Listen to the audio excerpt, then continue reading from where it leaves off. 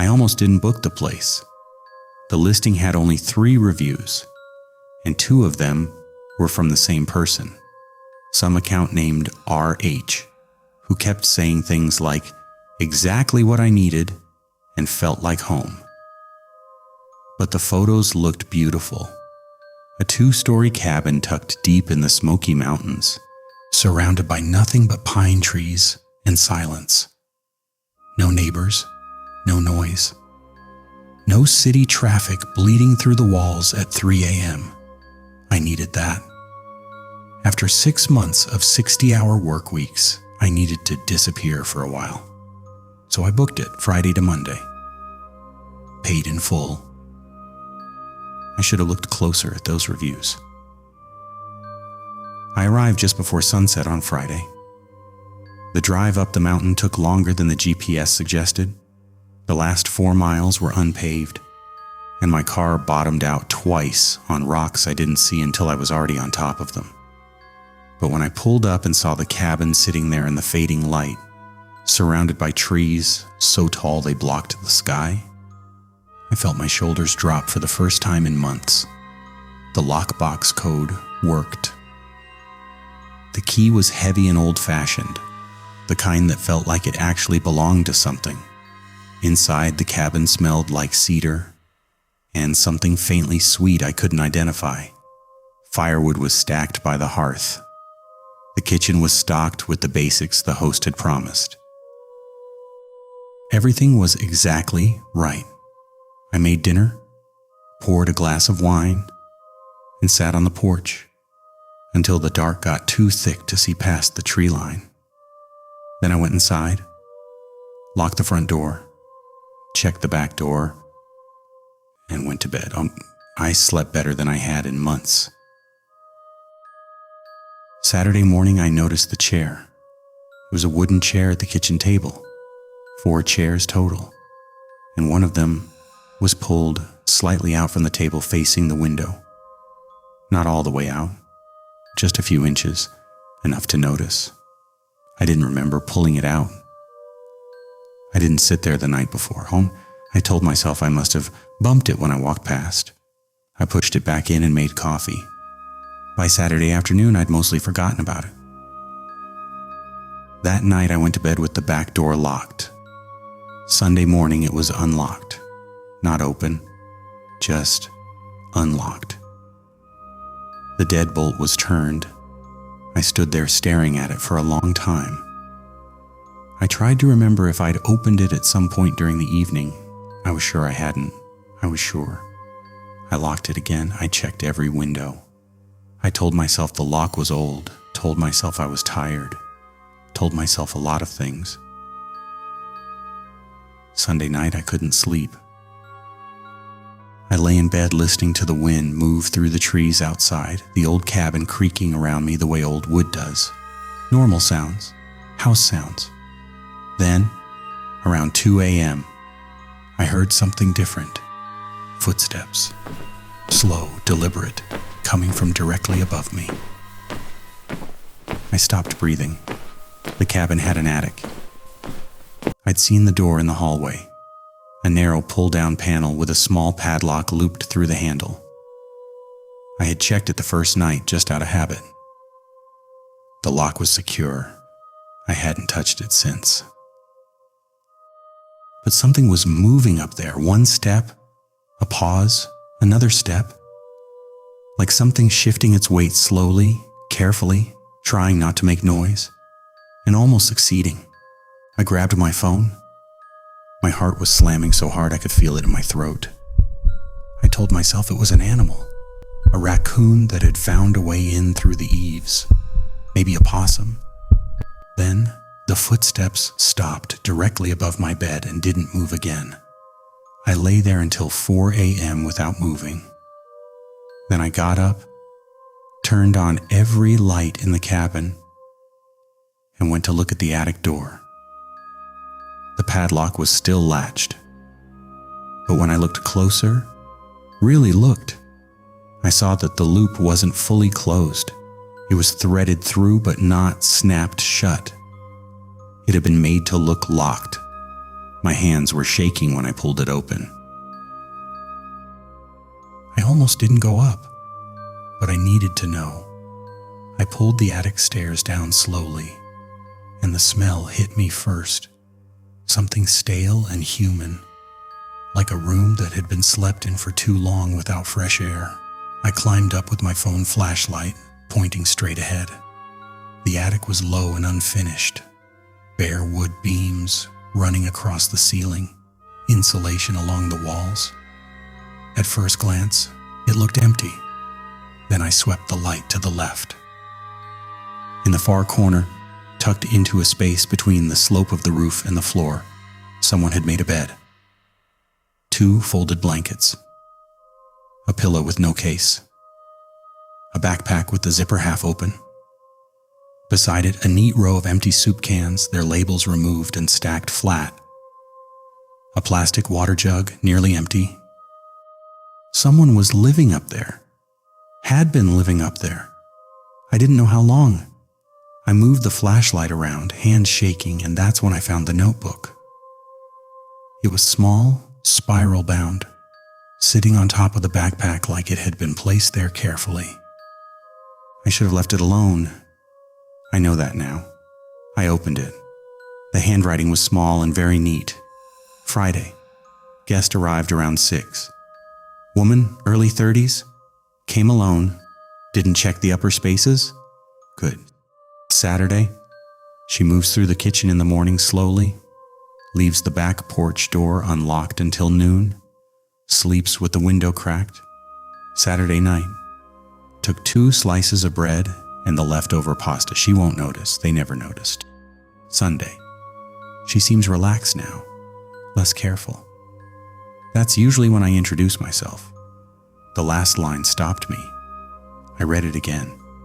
That's usually when I introduce myself. I dropped the notebook and I ran.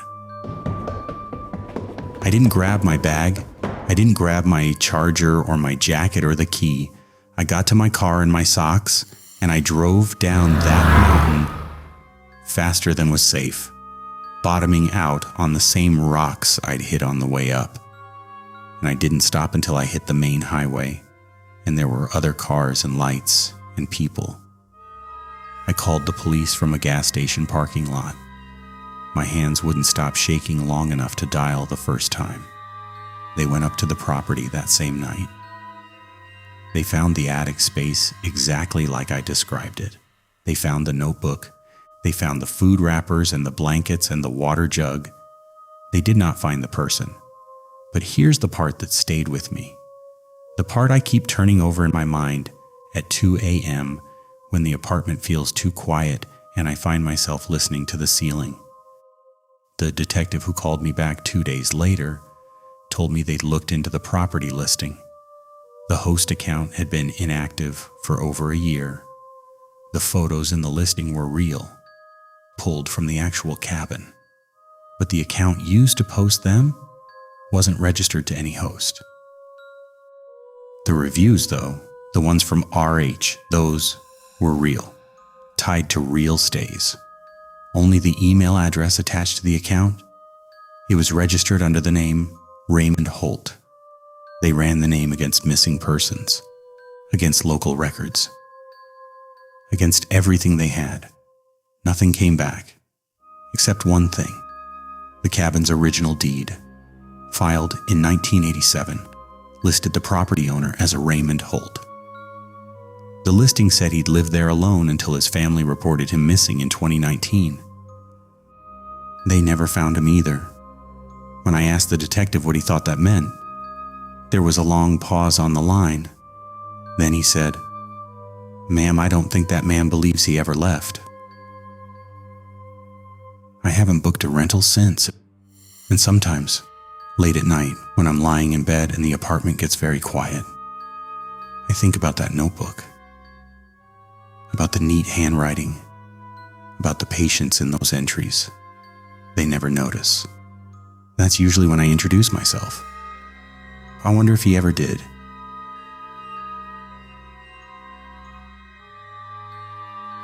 The first time I noticed something was off, I told myself I was being paranoid.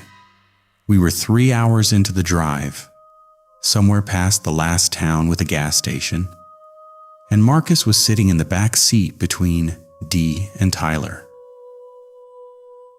We were all laughing about something, I don't even remember what, and I glanced in the rearview mirror just to check traffic.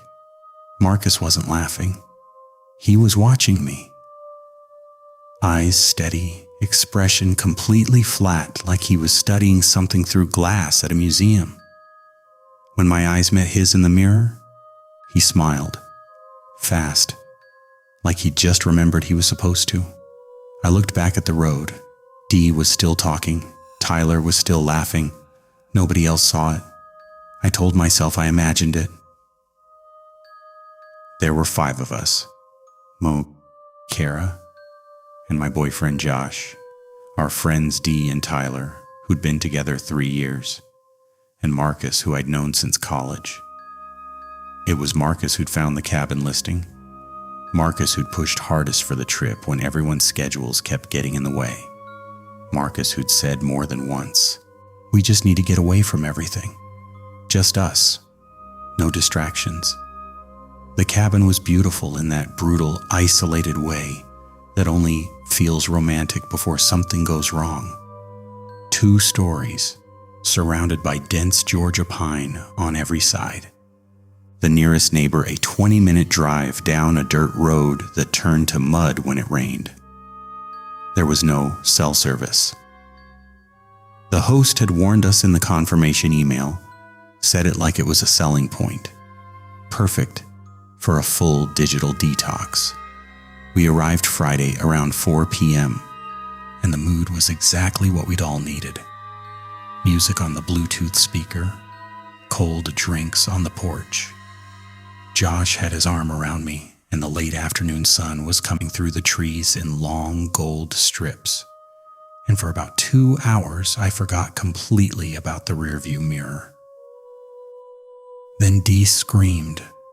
Not a scared scream, a laughing one. Tyler had dropped a handful of ice down the back of her shirt. Everyone cracked up, except Marcus. He was sitting on the far end of the porch, separate from the group without it being obvious, holding his drink in both hands.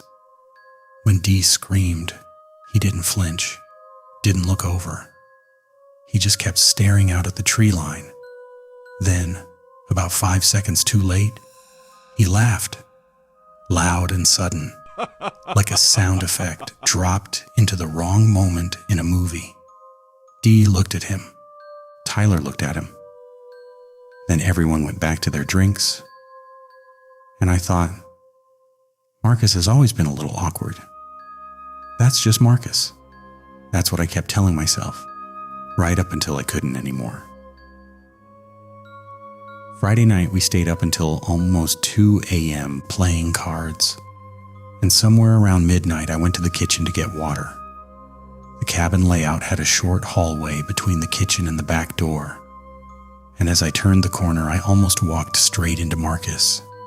He was standing in the hallway, in the dark, facing the back door. Just standing there. "Marcus," I laughed, startled. "You scared me. What are you doing?" He turned around slowly. "Listening," he said. "To what?" He looked at me for a moment. Then he smiled, that same, too fast smile, from the mirror. "The woods," he said. "They make a lot of noise out here." I stood there a second too long, then laughed it off and got my water and went back to the living room. I didn't say anything to Josh that night. I didn't want to be the person who ruined the weekend over nothing. Saturday started fine.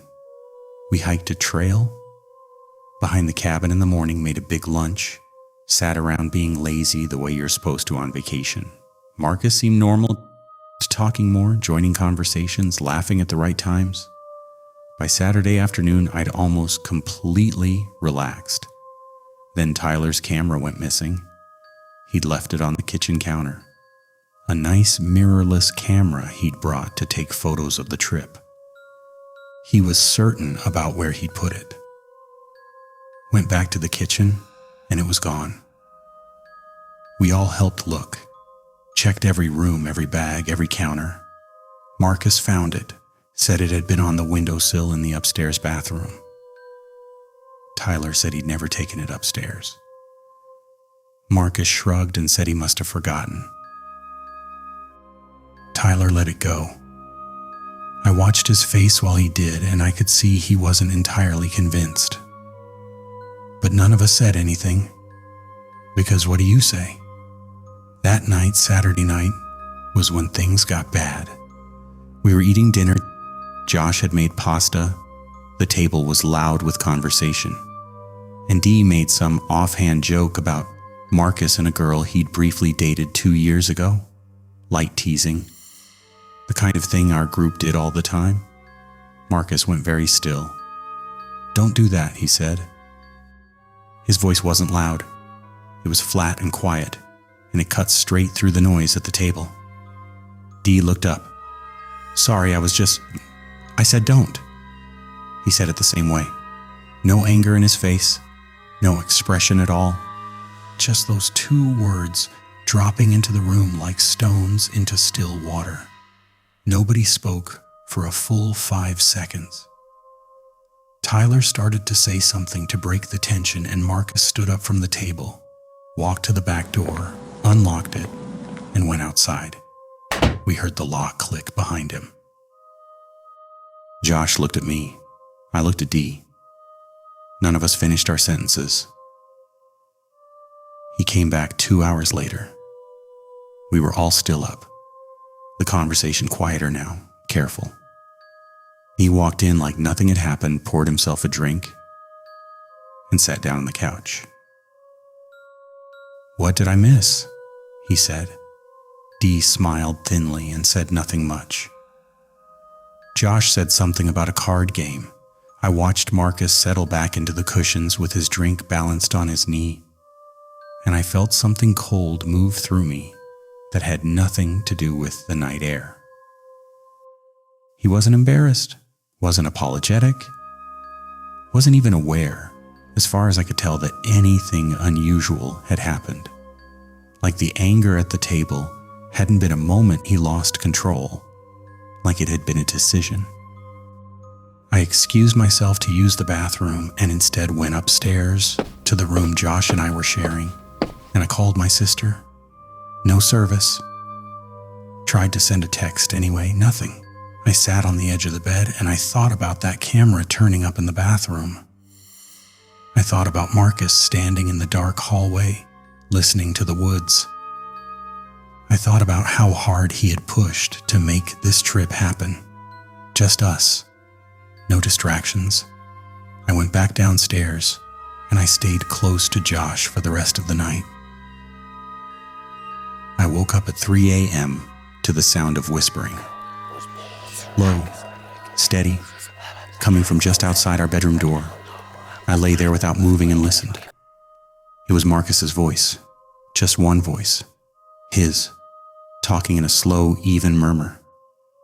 I couldn't make out words, just the rhythm of it, unbroken, like he was reading something aloud or reciting something he'd memorized. It went on for almost 10 minutes, then it stopped. I heard slow footsteps move away down the hallway. Then a door. Which door I couldn't tell. Opening and closing softly, and then nothing. I didn't sleep again.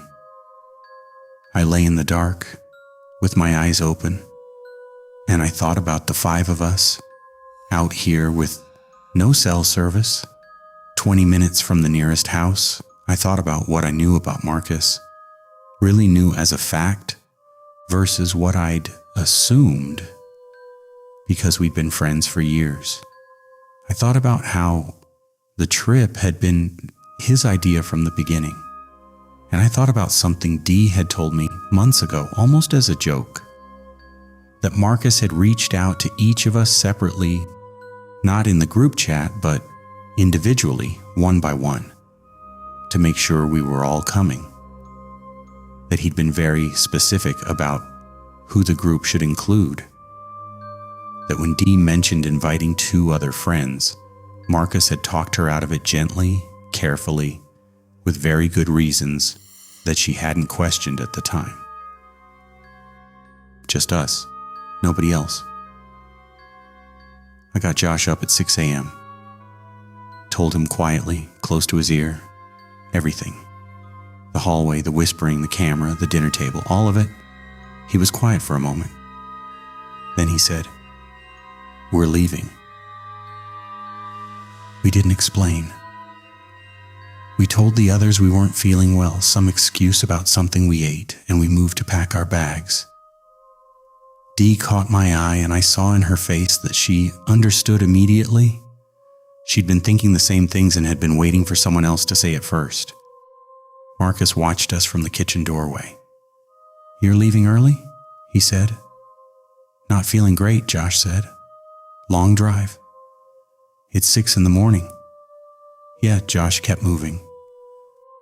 Marcus leaned against the door frame and watched us carry bags to the car. He didn't offer to help, didn't ask more questions, just watched with that flat, steady look and the too fast smile ready at the edge of his mouth. When we were all in the car and Josh started the engine, Marcus was standing on the porch, hands in his pockets, watching. He raised one hand as we pulled away, a slow wave. I watched him through the side mirror until the trees swallowed him completely. We never talked about that weekend as a group, not really. Dee and Tyler drove home separately, and we exchanged a few texts that trailed off into nothing. Nobody wanted to be the one to name what we'd all felt.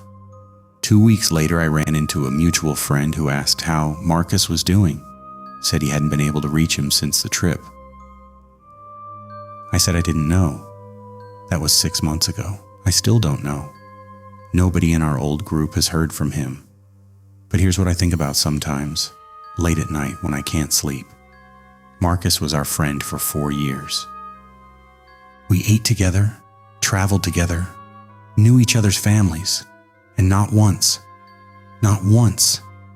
did any of us actually know what was going on behind those eyes, which means it was always there, whatever it is. He didn't change in that cabin. He just finally stopped pretending. And I think the only reason we made it home is because we left before he was ready, before we were ready. I don't let myself finish that thought, but sometimes it finishes itself anyway. At 3 a.m., when the apartment is quiet and I hear something I can't quite explain, and I think about that slow wave from the porch, and I wonder if he's still out there, waiting for the next trip.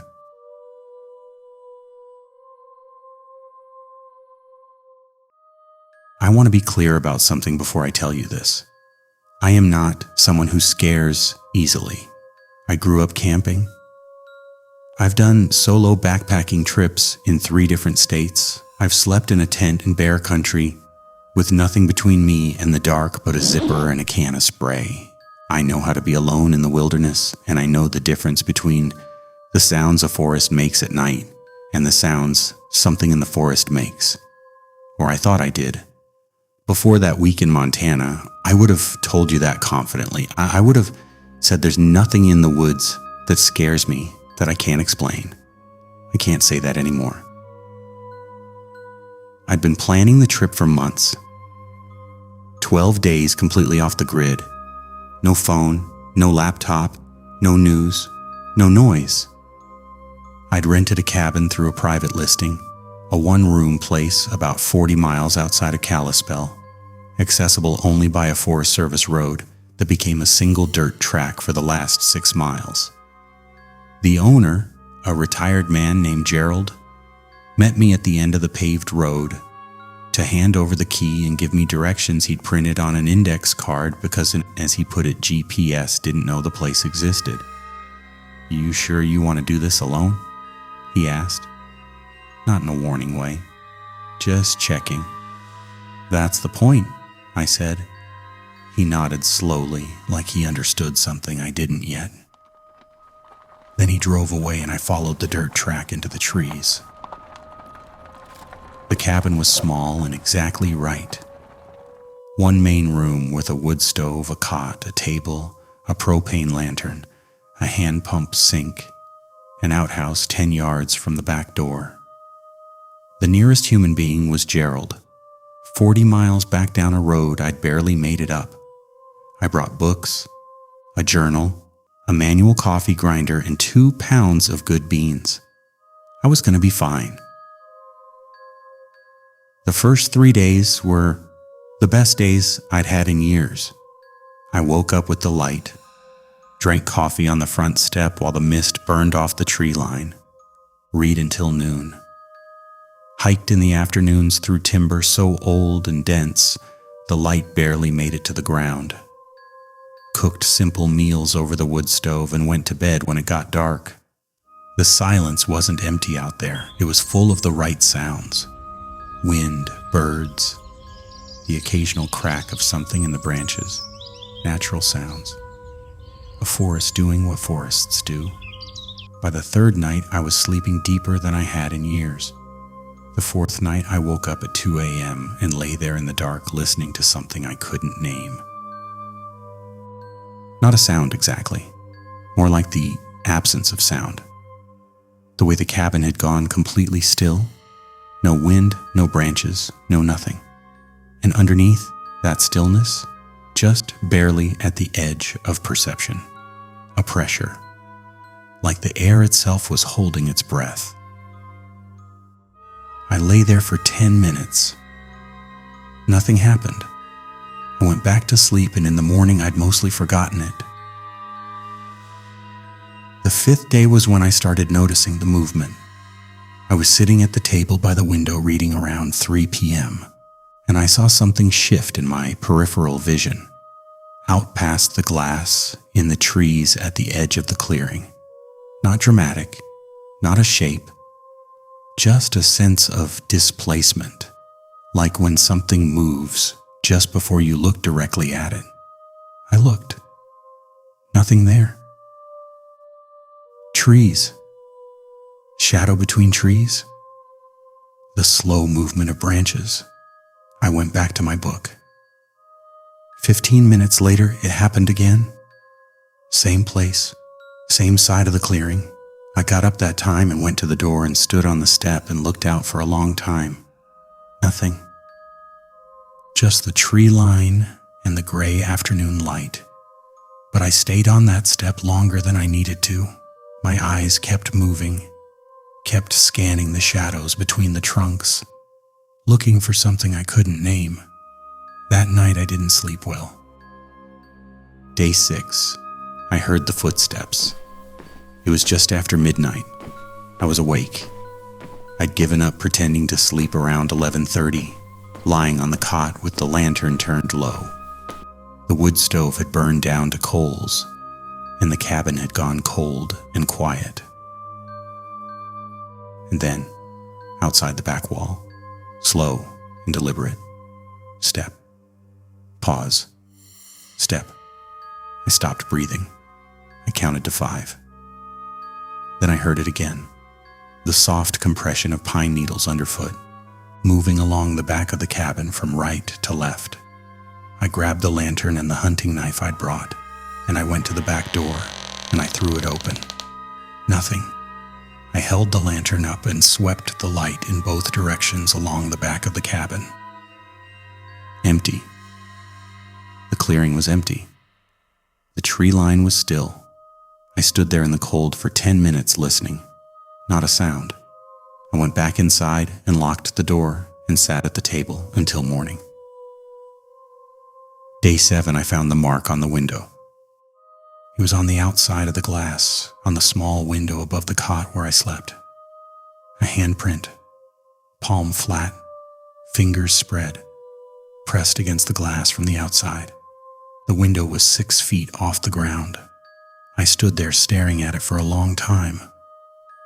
My brain was trying to construct a rational explanation and not finding one. A branch couldn't leave a handprint. An animal couldn't either. Not like that. Not with fingers. I went outside and looked at the ground beneath the window. The soil there was soft from a rain 2 days before, and I crouched down and looked for footprints. I found them. 2 boot prints side by side, directly below the window. Someone had stood there. Someone about my height given the depth of the impressions. Stood there and pressed their hand flat against the glass while I slept 18 inches away. I nearly drove out that afternoon. I don't know why I didn't. Stubbornness, maybe. The same impulse that makes you refuse to be run off. I told myself there was a rational explanation. A hunter passing through, a hiker who'd seen the light and gotten curious. I told myself that until I believed it enough to stay heels. I set a pattern after that. Every morning, first thing, I walked the perimeter of the cabin and checked for prints. The ground was soft enough to show them, and I checked every morning. Day 8, nothing. Day 9, nothing. Day 10, I woke up, put on my boots, opened the front door, and started my loop around the cabin, and I stopped. There were footprints circling the building, not 1 or 2, a complete circuit, all the way around the cabin, front to back to front again. A single set of boot prints in the soft earth going around and around the building in slow, even loops. I followed them, heart slamming. I followed them all the way around, counting the loops. 3 times around the cabin, the prints overlapping themselves, and then the trail broke away from the wall and moved toward the tree line. I followed it to the edge of the clearing. The prints went into the trees. I went in after them, lantern in one hand, knife in the other, pushing through brush and low branches, following the trail maybe 30 yards into the timber, and then they stopped. In a small, clear patch of ground between 2 old pines. Boot prints, and then nothing. No sign of anyone continuing forward, no broken branches, no disturbed undergrowth, just the prints stopping clean in the middle of the forest, like whoever made them had simply ceased to exist at that spot.